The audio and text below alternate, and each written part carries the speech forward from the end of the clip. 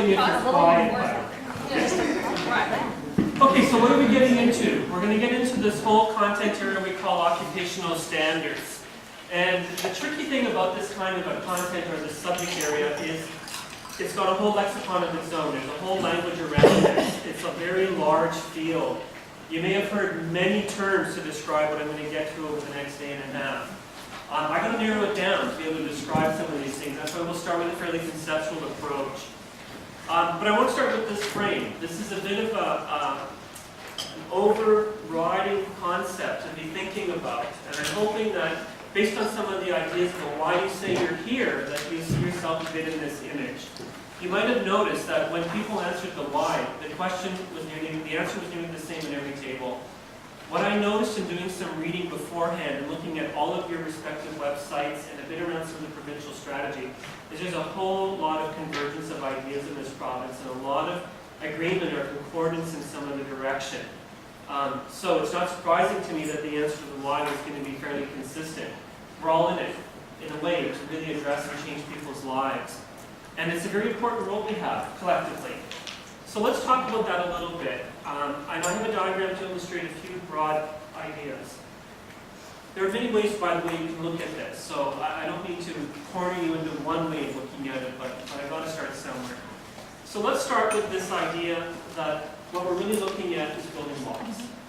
In the end, in our professional careers, in our lives, we go through quite a journey of learning, and it takes on multiple forms.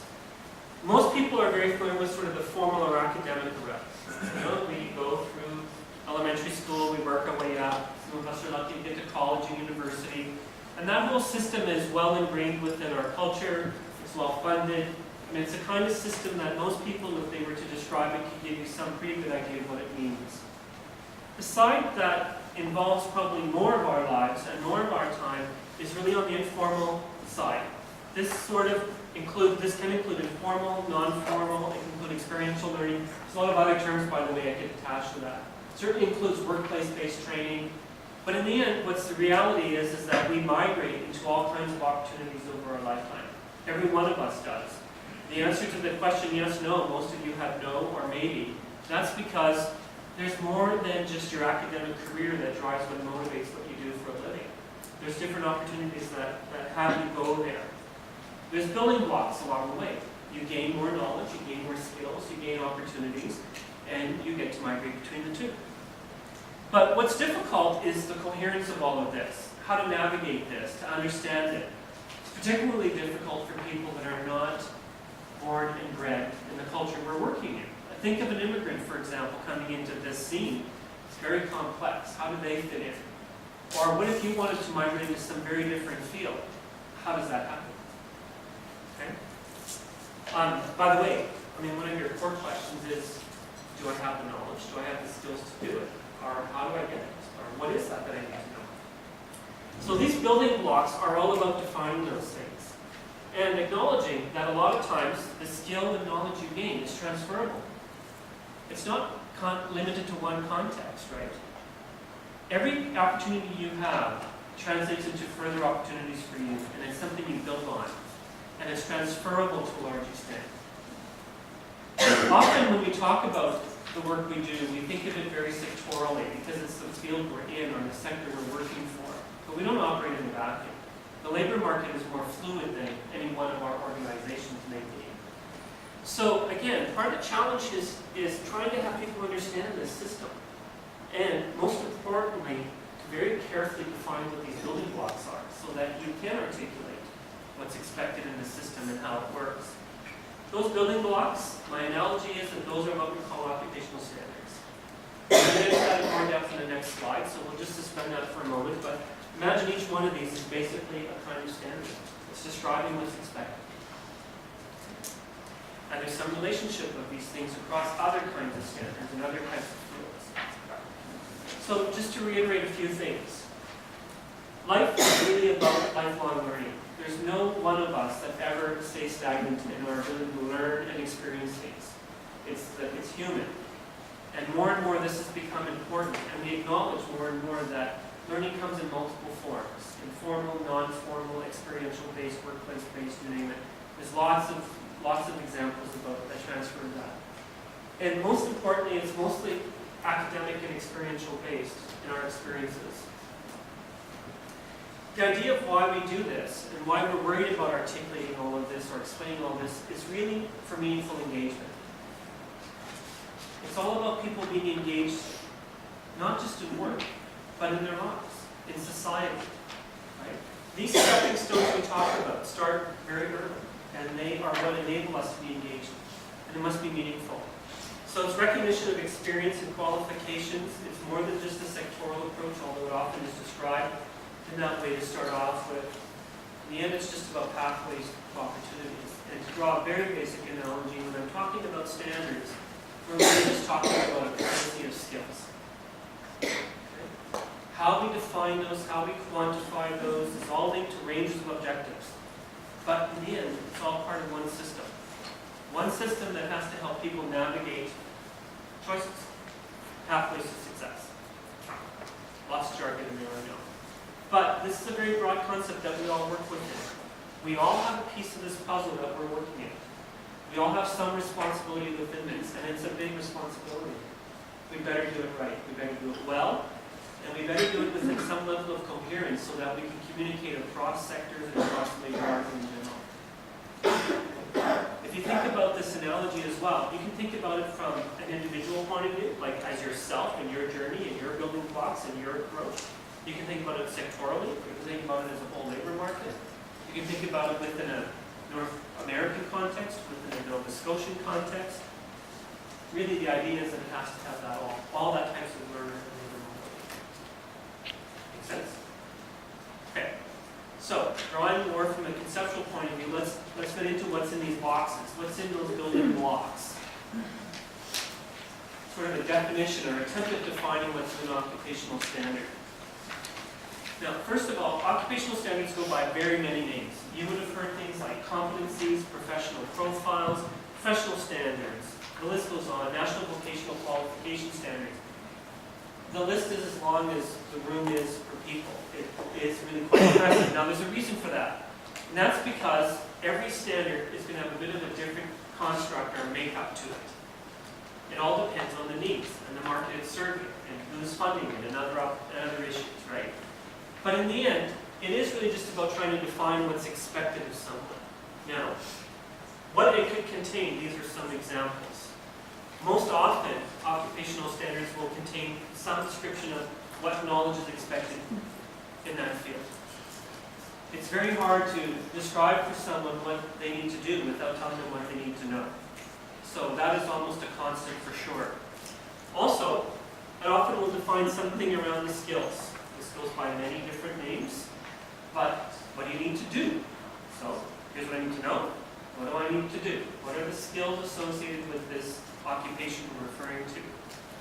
Everything else after that, boy, it varies. I've seen many, many, many different ranges of examples. In the end, it depends on the needs. But frequently, it's going to describe things like attributes or traits or attitudes. By the way, I'm not going to define all of these things because that could be an afternoon in itself and some debate about these terms. So this is just to illustrate. Right? Sometimes, apprenticeship, for example, is big on this and define tools and equipment required. It may do motion study analysis. It may talk about the context in which the work is done itself, or sometimes even within a specific task and the context that applies to that task. It may also talk about things like regulations or other requirements that are needed in order to perform. The list can be much larger too. It is all dependent on the needs. But I think as a constant, you can anticipate that most likely occupational standards for sure will include those first two things. By the end of today, you're going to have a bit of a chance to think carefully about what you might need in your standard. And you might begin to look at this list as a way to fodder some of those ideas, and we'll get to that. So this is still part of the input about what defines a standard. Now you can see why the names might change. In some groups, because of what they contain in their standard, they may put a different label on it. Usually it's a label of convenience, I'm going to say. What works well culturally within the organization? Is it better to say it's a performance standard or an an occupational standard, or a job analysis, what works? Whatever appears to make sense will be what the label will become. So we don't have to get too caught up in the title in itself. But I'm going to use the term occupational standards here moving forward. Okay? Now, it's still part of the input. Where does this information come from? How is this assembled? We're going to be going through a very clear methodology later this afternoon. But to generalize for a moment, standards are made up of, it's a research initiative basically, and the information comes from multiple sources. There are some methodologies that propose working in only one place, like only going with focus group activities. But today's methodologies, most of them, would propose the idea that you collect your data from multiple sources, because there's a value in doing so. We'll be talking about that when I get to the methodology stuff later. But classically, you can anticipate that the inputs to define these are going to come from job incumbents who are specialists in their field. After all, if you want to define the field, the occupation, who's your best source? People who work in the field that are good at what they do. You may also go beyond them or have other means like interviews. Observations, we'll see what they're doing. You can do surveys. Literature researches are now becoming very big, and we'll be talking about that later. But bottom line, think of it as a research initiative. You've got to define what this is, you've got to make it explicit, you've got to make it meaningful. How are you going to get that information, and how are you going to write it down? Clearly though, I've got to tell you again, this group, the job incumbents who are specialists in their field, almost always is a predominant theory to be used if you're setting your standards. I've seen some, by the way, that don't use them, so it's an option, and I don't want to be prescriptive, but these three things here are most likely a constant in our context for most cases. Okay? So it's kind of the input side. So what defines your standard already, you can appreciate, can have different things. Your sources of information come from different places. But it's going to define your expectations for the field. Okay? Now, why do you do these standards? Think back to that diagram for a moment. Think about your own jobs and what it is that you do for a moment. I've got some examples here about why you would do the standard. Like, why do you need to define this stuff? Why does it need to be explicit? Well, maybe because it informs practice. It informs things like credentials or assessment, prior learning assessment, certification credentials, licensure. After all, if you want to recognize people for something, you need to measure them against standards. You need to know what you're going to measure them against. So if you define the expectations, then this credential is going to be saying they met the expectations. So you need the standard in place or you can't design it. Okay. Career guidance. If you've been explicit in defining what's expected, it's really easy in a way to tell people what is expected in the field. It's really ideal for career guidance activities. Think about it in the larger labor market too. If you've done this for every occupation in the field, or in the sector, or in the province, or whatever the context, you can also see how they relate to other occupations.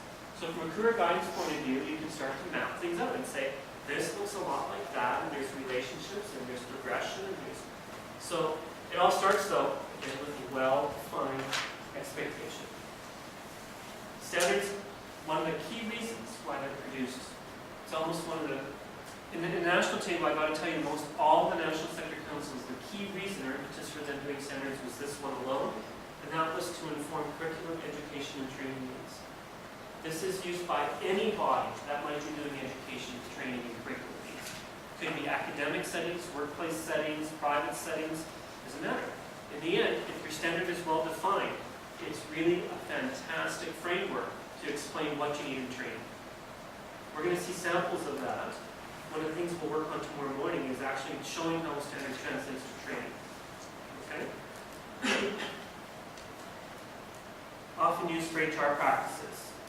There's a proliferation of HR tools by the National Skills Sector Councils. I see them on the web everywhere.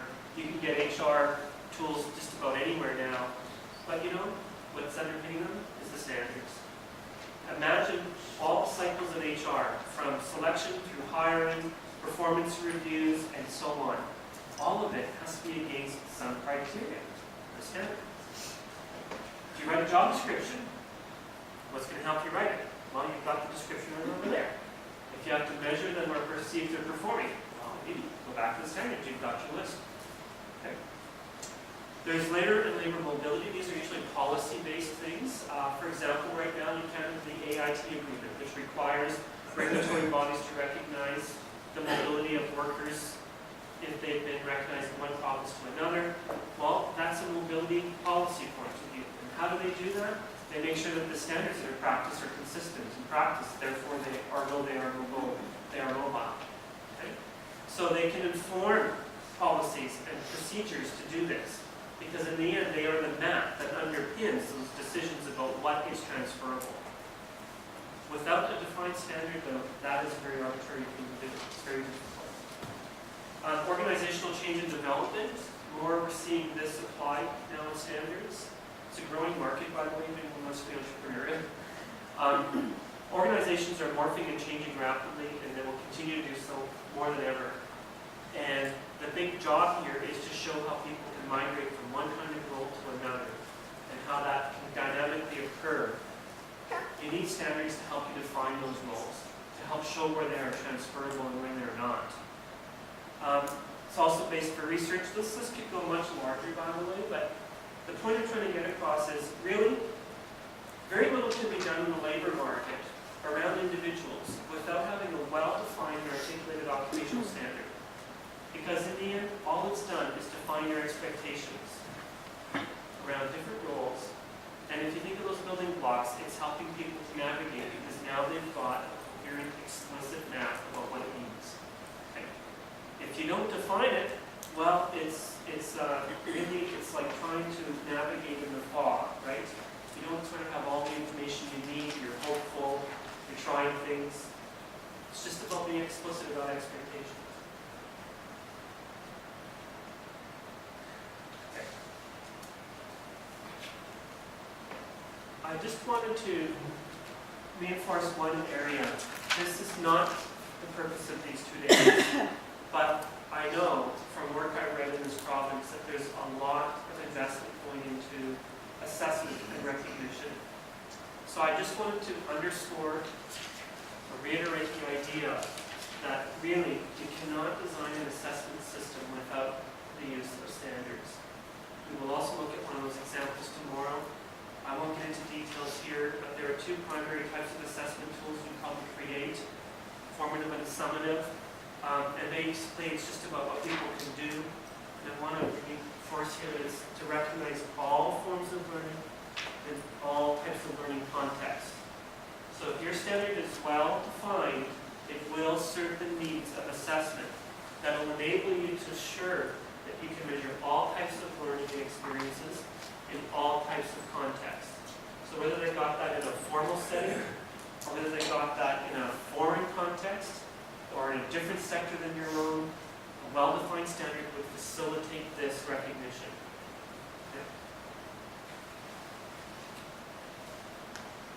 In the end, assessment is just about looking for evidence or assurances of what they are doing and what they are qualified against, and so that's a measure against the standard.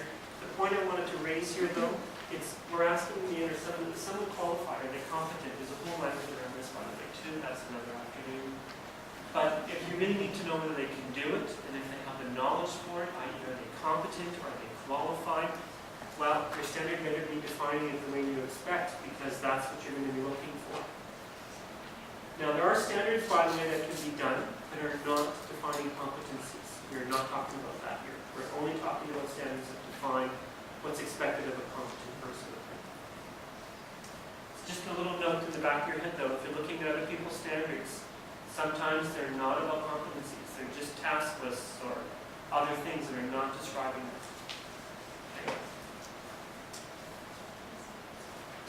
Am I losing people? Or we're okay? Lots of nodding heads and writing notes, so that's probably a good sign. Okay, let's extend this a little bit. Now that we've got a conceptual idea about what the standard is, let me talk about some principles and some of the things around processes and methodology to think about, okay? So principles. On this one, you might save yourself a whole lot of handwriting because I'm going to draw some examples in the green book, which you could follow if you like. There are 3 chapters in that green book. The first one is on standard setting work, and you're going to notice that at the defines principles in each section. They're almost exactly the same words. So if you want to see, this is driven largely from that. There's some adaptation from it, but it's close. Now, this is before we can talk about how you go about the stages of developing. It's more about the underpinning principles that affect all phases of making decisions on standards. So planning, development, implementation, administration, governance, maintenance, all these are major thematic areas around standards work. They all are based on following some common core principles. When you're going to proceed with setting standards, you may want to negotiate these principles or decide what works for you, what applies in your context. I think if you don't follow all of these, you run into trouble. But every group should actually put some careful thought to these principles and how they do apply. I'm going to walk you through some of these. So the first principle is that standards should be accessible, fair, equitable.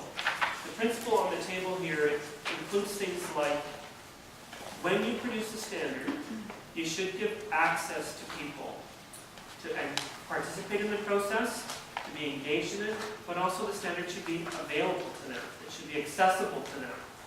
And the notion about equitable, you want to make sure that everyone has the right to be engaged. Any stakeholder who feels they should be engaged. If you think about it, if you don't follow that kind of a standard or that kind of a principle, all you're doing is writing a very good technical document that's good for a particular membership. It might be very eloquent, it might be very descriptive, it might do what it needs to do, but again, it's only for membership that's defined as accepting it. If you're not open and accessible, then it's not really an industry standard. It's not a standard that would be used in the broader terms. Of course, a standard should have coherence and rigor. Otherwise, it's not trusted. So the whole methodology you use to set it and to manage it and to govern it, if you don't have some coherence and rigor to it, it will not be trusted. It will not be viewed as a good tool.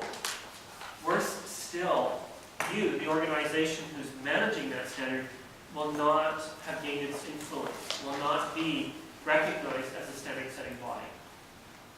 That's a big problem. Because if your market doesn't trust you as a standard-setting body, nothing else matters. Like, why are you doing this? Why isn't someone else doing this? Okay. Consensus. This, by the way, I learned in our international work. It tends to be a very Canadian or particularly North American approach. But the value of a consensus-based approach has been shown to be very smart. After all, what's contained in the standard affects a broad range of stakeholders who have to use it. So you better be able to defend it. So usually, a consensus decision-making approach is part of the model. How you define consensus is something you should be doing very early in the stages of your work. There is a suggested definition, by the way, in that green book about consensus. It's well utilized. It is the standard model of consensus used by ISOs, the International Standards Organizations, and we've adopted it in this product. Current, relevant, valid.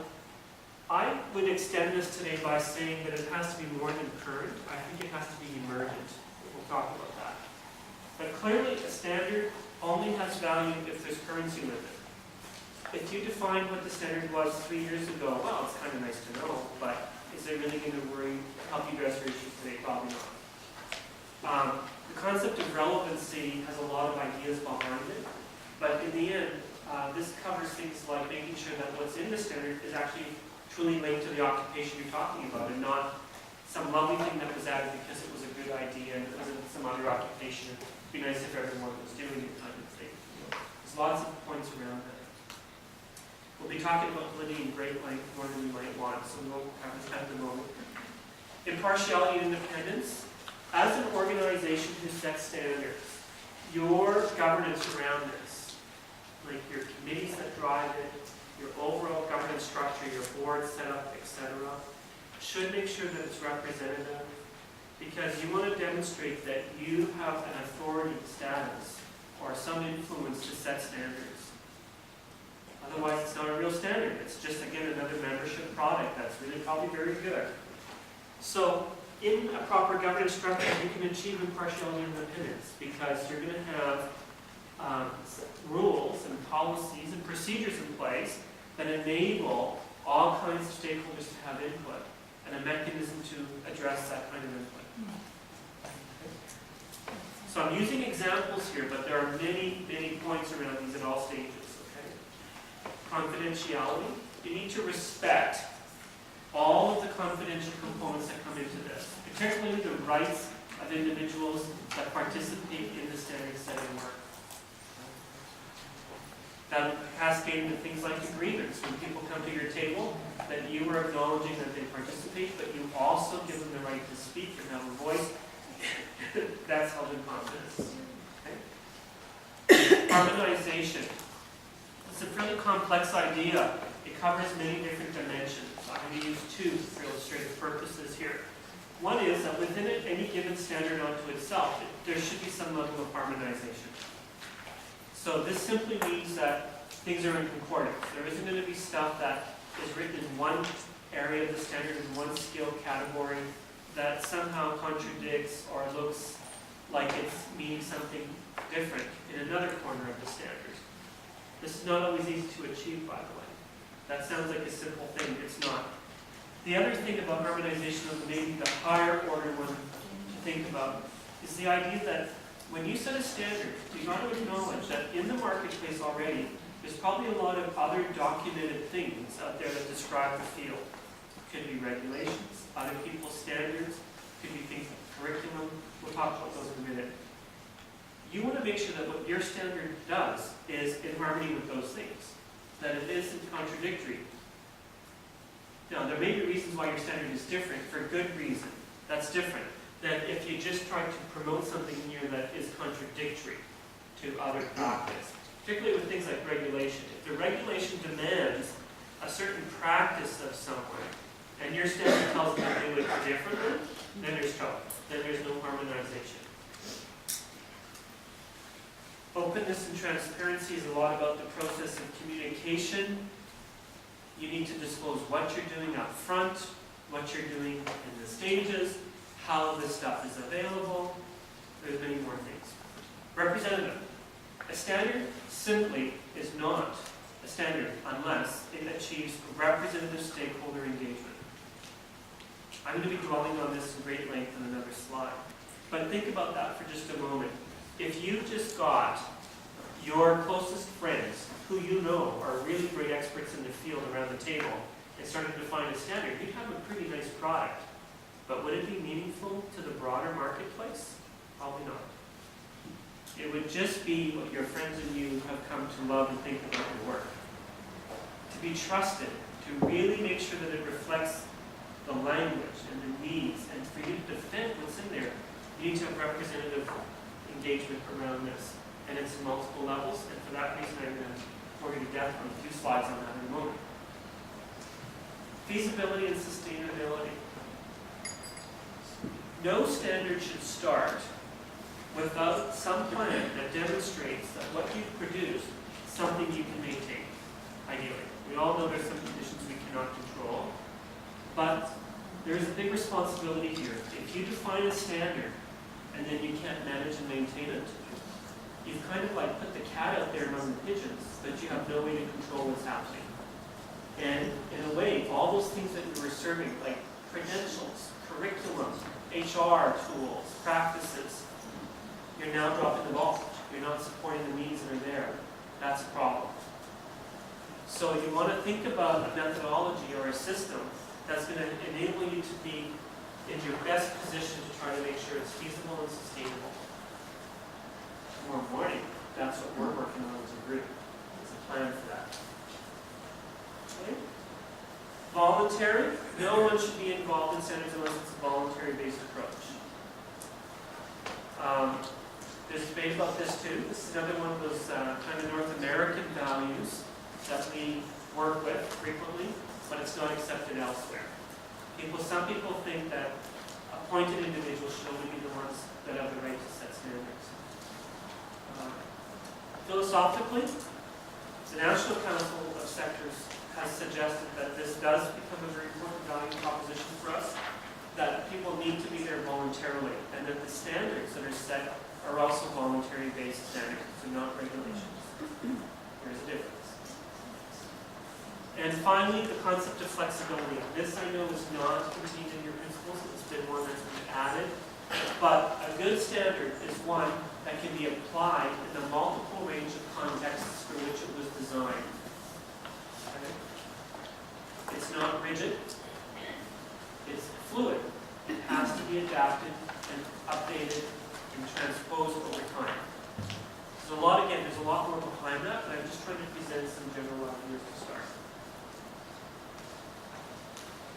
It's a lot of principles to keep in mind. Now, when we would write work plans for this, I got to tell you that every one of these things, in every phase of our work plan, we think about. We think, in our planning, were we accessible? Did we achieve consensus? Did we have transparency? In our development, did we achieve these things? In our validation, did we do this? This becomes very important, because if you do, you'll end up with a highly defensible standard.